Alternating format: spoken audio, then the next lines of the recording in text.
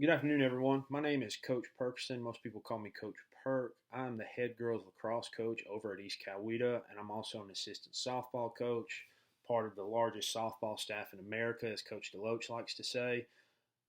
First thing, no need to adjust your screens. My head is actually this big. I didn't want you to think that something was distorted on what you're trying to watch this with. And I'm coming to you today because Brian Morgan came up to me.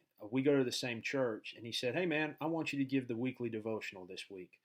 I replied with, "Are you kidding me?" He goes, "No, I want you to think about it and pray about it. So bear with me here. A little nervous, and I tend to ramble sometimes. And one thing I just wanted to talk about this spring was a really tough one for my team. We had a really tough tryout time. We had some tough choices we had to make. We had a lot of times we had to reschedule or cancel practice because it was always raining. Had a bunch of new girls on our team this year that didn't get the time they needed. I had a lot of teams canceling on us. And then our first game of the season, we're playing good, we're doing a good job. And then one of my starters, my team leaders, one of my hardest workers, tears her ACL. And it was a tough spring. Thankfully we were able to come back and win that game. We won some games. We lost a game or two we shouldn't have, but we played really tough, and we were kind of one of, as some coaches like to say, a blue collar team that we had to earn everything we got. And I mention that because a lot of people would use the term we went through a bunch of storms, not rainstorms or anything, but we just had a lot of tough times this season going on. And with me personally, I just don't always do the best job of making the best decisions when tough times come around. And so, a story a lot of people like to share when they talk about tough times or making uh, the right choice or the wrong choice is they like to go to the book of Job, which is in the Old Testament of the Bible here.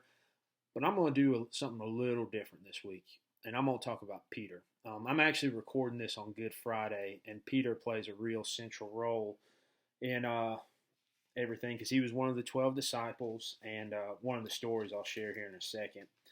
So, Peter and the disciples are out on a boat, and while they're out there, a huge storm comes out of nowhere, and they're freaking out.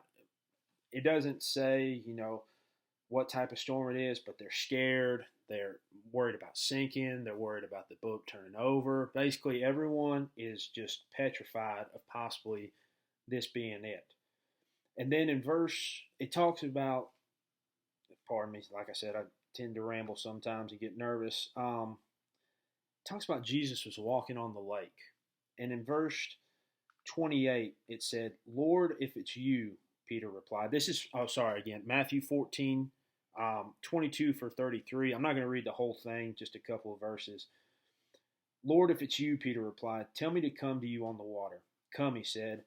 Then Peter got down out of the boat, walked on the water, and came toward Jesus. But when he saw the wind, he was afraid, and beginning to sink, cried out, "Lord, save me."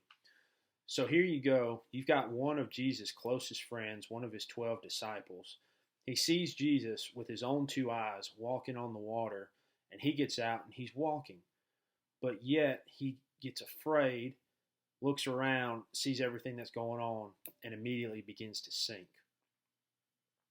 And then when Jesus is arrested, and this is in Luke 22, verses 54 through 62, Peter denies Jesus 3 times, saying he doesn't know him, after Peter said he would never do that.